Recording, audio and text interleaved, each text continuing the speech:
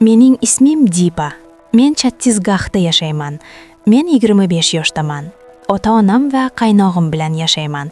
Yaqinda o'qishni tugatdim, lekin hali biron bir ishga ariza topshirmadim. Otam temir yo'lda ishlaydi va akamning ma'lumoti past. Shuning uchun u qayerda ish topsa ham yordamga qo'lini cho'zadi. Hayotimiz yaxshi ketayotgan edi. Barchamiz juda xursand edik, lekin biz bilan hech qachon tasavvur qilmagan narsa bo'lardi. Bir kuni otam Kanpurga ko'chirildi. Shuning uchun biz uyimizni tashlab Kanpurga borishga majbur bo'ldik. Endi biz Kanpurda ijaraga olingan uyda yashayapmiz. Endi biroz ish qilib oilamga yordam beraman deb o'yladim. Ish qidirishdan charchadim, lekin hech qanday ish topa olmadim. Uyga xafa bo'lib qaytdim. Ota-onam menga xavotir olmang, biron joyda ish topiladi deyishdi. Bir kuni tomga o'tirib ish haqida o'ylayotgan edim, qishloqdan qo'ng'iroq qilishdi. Otamning singlisining sog'ligi juda yomon. Buni eshitib, onam va akamga tezda qishloqqa ketishlarini aytdim. Uyda faqat men va otam qoldik. Qishloqqa yetib borgach, onam qo'ng'iroq qildi. Uning sog'ayib ketishi uchun kamida 20 kun kerakligini aytdi. Onam menga otamga qarashimni aytdi. Otam har kecha yotishdan oldin spirtli ichimlik ichadi. Ichib bo'lgach, u shunchalik tushunarsiz bo'lib qoladiki, hech narsani tushunmaydi. Ba'zan shimiga siydik chiqaradi. Shuning uchun men unga qarashim kerak. Bir kuni otam ofisdan kelib, ertaga do'sti kelishini aytdi. Men otam hozir spirtli ichimlik ichishni rejalashtirayotgan deb o'yladim. Ertasi kuni otam bir kun dam oldi. Otam bilan ikkalamiz ham ovqatlanib uxlab qoldik. Ertalab uy vazifamni bajarayotganimda eshik qo'ng'irog'i jiringladi. Eshikni ochsam, u yerda 35-40 yoshlardagi bir erkak turganini ko'rdim. U "Siz Vijayning qizimisiz?" deb so'radi. Men "Ha" dedim. Keyin "Kimsiz?" deb so'radim. U "Men otangizning do'stiman" dedi. Men bu kecha otam haqida gapirgan odam deb o'yladim. Men uni kutib oldim. U "Baxtli bo'ling" dedi.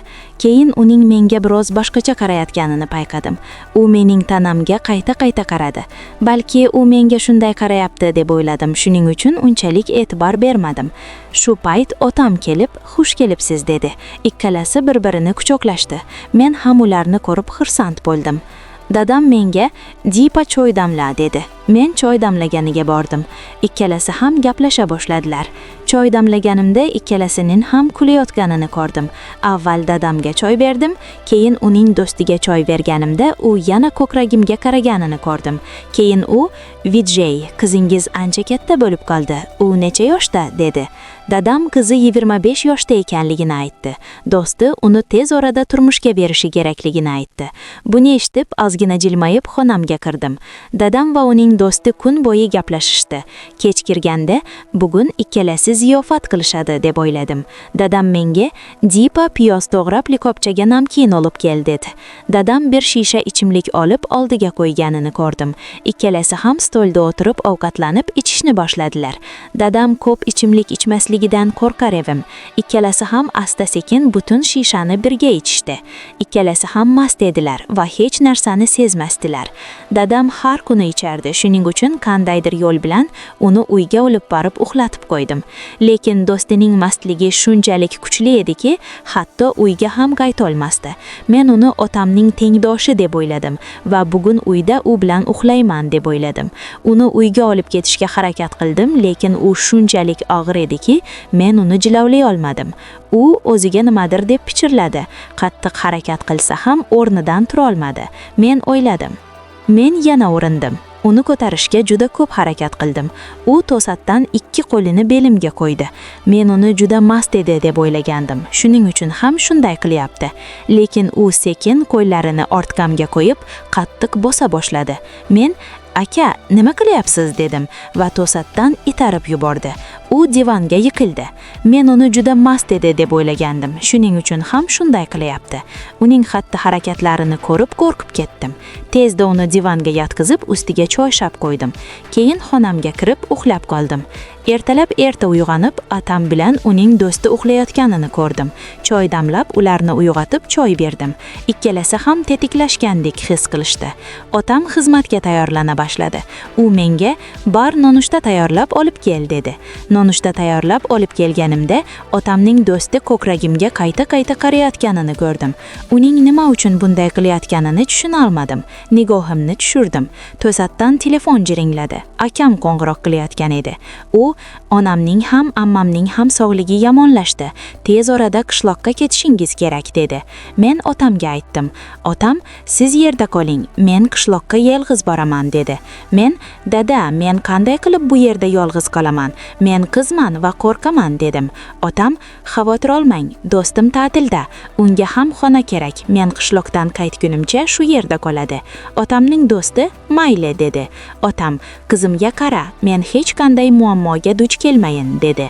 Otamning do'sti, Vidjey, xavotir olmang, men sizning qizingizni o'z qizingizdek qarayman dedi. Keyin otam qishloqqa jo'nab ketdi. Uyda faqat otamning do'sti va men qoldik. Men o'sha akamga ovqat pishiraman dedim. Akam mayli dedi. Men ovqat pishirdim va ikkalamiz ham o'tirib ovqatlana boshladik. Ovqatlanganda akam menga qarab turardi. U, "Dipa Beti juda chiroyli ko'rinasiz" dedi. Men unga minnatdorchilik bildirdim. Keyin men, "Aka, kecha juda ko'p ichdingiz" dedim. U jilmayib, "Dipa, bugundan boshlab kamroq ichaman" dedi. Birozdan keyin kech bo'ldi. Akam, "Dipa, menga bir likopcha piyoz va namkin olib kel" dedi. Akam yana ichishga qaror qilganini tushundim. Men namkin va piyoz olib kelib unga berdim. Har kuni ichadigan sharobingizda nima borligini so'radim. Akam, "Ha, ichish juda yoqimli" dedi. Men, "Rostdanmi?" dedim. Akam, "Dipa, bir marta sinab ko'ring." Akam juda ko'p harakat qildi va nihoyat rozi bo'ldim. Akam bilan birga o'tirdik. U menga bir qadah sharob berdi va men uni ichdim. Sharobni ichgan zahoti boshim aylana boshladi. Shu tarzda ikkalamiz ham butun shishani tugatib o'tirdik. Boshim aylana boshladi va men hatto to'g'ri tura olmadim. Akam yonimga kelib, "Dipa, xavotir olmang, onangiz ham, ammangiz ham yaxshi bo'ladi" dedi. Keyin u meni quchoqlab mahkam quchoqladi. U qo'llarini belimga qo'yib, "Betty, xavotir olmang, men sen bilanman" dedi. Men shunchalik mast edimki, hatto to'g'ri yura olmadim. Yiqildim. Akam meni yelkamga ko'tarib xonasiga olib kirdi va yotqizdi. U eshikni yopdi. U menga adyol berdi va o'zi adyol ostiga kirdi. Ikkalamiz ham karavotda yotdik va adyolga o'ranib qoldik. Akam juda sovuq edi, shuning uchun u meni mahkam quchoqladi. Men hech narsani tushunmadim va qachon uxlab qolganimni ham bilmadim. Ertalab uyg'onib, qo'llarim va oyoqlarim juda og'riyotganini ko'rdim. Akam yonimda uxlayotganini ko'rdim. U butunlay yechilmagan holda yotardi. Qo'rquvdan titrashni boshladim. Keyin o'zimning ham yarim yechilmaganligimni ko'rdim. Yana ham asabiylashdim. To'shakdan turganimda o'zimni juda yomon his qila boshladim. O'sha kecha akam bilan o'rtamizda biron bir noto'g'ri narsa bo'lganini angladim. Qo'rquvdan yig'lashni boshladim va agar oilam bilsa nima qilishimni o'ylashni boshladim. Keyin tezda dush qabul qildim va tayyor bo'ldim. Tashqariga chiqqach, akam bu yerda ekanini ko'rdim. U mendan kecha spirtli ichimliklar haqida qanday fikringiz borligini so'radi. "Qanday uxladingiz?" Men, "Ichib katta xato qildim" dedim. Akam, "Hech narsa bo'lmadi. Kecha juda xursand bo'ldim. Bu mening hayotimning eng zo'r kuni edi." Yarim soatdan keyin dadam qaytdi. U Zari bilan "Dadam, onam va singlim endi yaxshi" dedi. Keyin dadam akasidan so'radi. "Qizim sizga biron muammo tug'dirdimi?" Akam jilmayib, "Yo'q, Dipa juda sajjoj va sodda. U menga hech gap, hech qanday muammo tug'dirmadi." Men hammasini tushundim. Xonamga kirdim. Dadamning dugonasi ham uning uyiga bordi. Erkaklar o'tirib har qanday holatda ham spirtli ichimlik ichmaslik haqida o'yladim. Bugundan beri erkaklar hech qachon bunday xatoga yo'l qo'ymayman.